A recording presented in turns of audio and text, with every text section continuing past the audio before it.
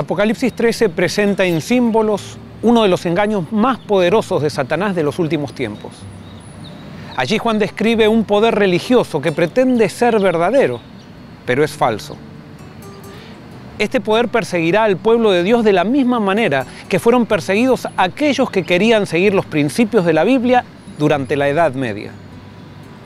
En Apocalipsis 17 luego se presenta el nombre simbólico de este poder, al cual se lo describe como una mujer ramera llamada Babilonia la Grande.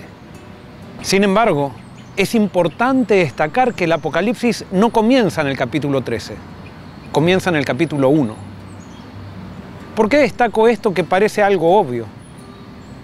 Porque pareciera que para muchos de nosotros el capítulo 13 es el centro del Apocalipsis y nos olvidamos que la primera profecía, que va del capítulo 1 al 3, es una denuncia al pueblo de Dios. Allí Jesús describe a su pueblo como falto de amor, que en vez de esperar en él, le gusta hacer política y usar estrategias humanas para conseguir objetivos. Que a pesar que Dios le pide que ame comprometidamente, fornica y adultera. Que parece que está vivo y en realidad está muerto. Y lo peor de todo, se lo presenta como un pueblo tibio, que no ha permitido que Jesús entre en su seno. A los mensajes de la primera profecía, generalmente nos gusta pasarlos por alto, porque describen nuestra miserable condición. Y entonces nos encanta centrarnos en Apocalipsis 13, que habla de un poder religioso falso que perseguirá a los santos, creyendo que los santos somos nosotros. ¿Por qué tenemos la tendencia a hacer esto?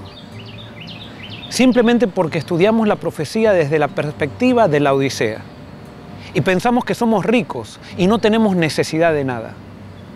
Nos centramos inconscientemente en los problemas de los otros porque nos es muy doloroso reconocer que Jesús nos ve a nosotros como miserables, pobres, ciegos y desnudos debido a nuestra soberbia.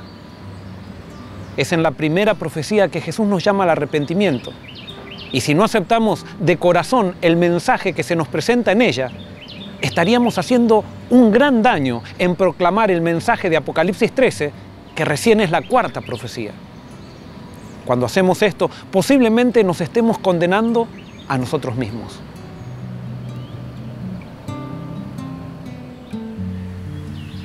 Dios, en vez que presentemos un mensaje triunfalista que diga, nosotros tenemos la verdad, o somos la iglesia verdadera, o también decir, todos los demás están equivocados, pretende que lo busquemos en confesión y arrepentimiento, y adquiramos su justicia, que como resultado lo único que traerá es humildad y pobreza de espíritu. Esto se aplica a todas las iglesias cristianas. Sin embargo, hoy le hablo a la mía, porque pareciera que todos los que decimos ser seguidores de Jesús nos hemos subido a nuestras plataformas institucionales que están basadas en una tradición que nos distingue, nos diferencia y nos hace sentir muy orgullosos de nosotros mismos, sin darnos cuenta que nuestra misión no está en invitar a la gente a que suba a donde nosotros estamos, sino en invitarlos a un peregrinaje en el cual se sigue a Jesús a través de su palabra. Muchas veces predicamos el mensaje del Apocalipsis de la misma manera que los judíos del Antiguo Testamento predicaban las profecías referentes al Mesías. El Mesías vino y no lo reconocieron. Y no estoy hablando aquí en contra de los judíos, porque fueron 12 judíos los que aceptaron a Jesús y que fueron líderes de la iglesia cristiana. Estoy hablando en contra del orgullo.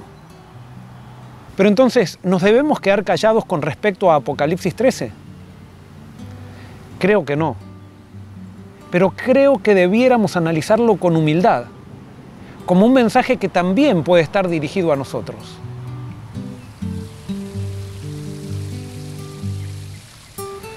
Juan describe en Apocalipsis 13 a un falso poder religioso y le da el nombre de Babilonia la Grande. En el Nuevo Testamento prácticamente no hay referencias a Babilonia fuera del Apocalipsis. Por lo tanto, para entender esto debiéramos analizar la primera mención de Babilonia en el Antiguo Testamento. Allí nos encontramos con un tal Nimrod, que fue su fundador y que fue el primer rey tirano en la tierra. Génesis 10 lo introduce con las siguientes palabras. Cus fue padre de Nimrod, que llegó a ser el primer poderoso en la tierra. Este fue vigoroso cazador delante de Jehová. Nimrod fue el primer ser humano en intentar conquistar otros seres humanos usando la fuerza y el control. Cuando la Biblia dice que era un cazador que estaba delante de Jehová, la palabra delante significa que él se puso entre Dios y los hombres. Se infiere que él fue el constructor de la Torre de Babel. Si leemos en el Génesis el relato de esa empresa arquitectónica, podemos notar que ella representaba un esfuerzo humano por alcanzar seguridad debido a la falta de fe en la palabra de Dios. Uno de los objetivos de la obra fue centralizar el poder y llegar a conseguir fama. Fue una empresa totalmente motivada por el orgullo y la búsqueda de la exaltación propia. Fue allí donde nacieron las religiones de misterios, donde se le decía al pueblo que ellos debían aceptar ciegamente lo que sus dirigentes religiosos les decían, ya que estos pretendían estar más cerca de los dioses y ser los únicos que los entendían. La Babilonia del Apocalipsis no es una ciudad, es un espíritu, donde se ve a gente queriendo controlar a otra gente, donde se reemplace la fe en la palabra de Dios por estrategias humanas, donde se hagan las cosas para sobresalir y exaltar el talento y la trayectoria de los hombres, donde los dirigentes religiosos intenten coartar el pensamiento individual y el diálogo comunitario por medio de dogmas elaborados por comisiones teológicas, donde se ensalce una institución u organización religiosa por sobre Dios. Allí está el espíritu de Babilonia.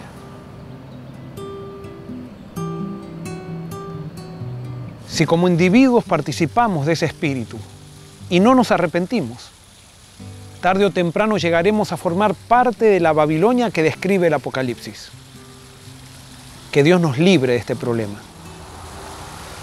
Para terminar, quiero decir que creo que antes de predicar Apocalipsis 13, debiéramos predicar Apocalipsis 1 al 3. Creo que si hoy Jesús estuviera entre nosotros nos diría: «Ay de vosotros, predicadores del fin del tiempo, porque predicáis vuestra interpretación de Apocalipsis 13 con el fin de criticar a otros y dejáis de lado lo más importante de este libro, que es el mensaje a la Odisea. Esto es necesario hacer sin dejar de hacer lo otro».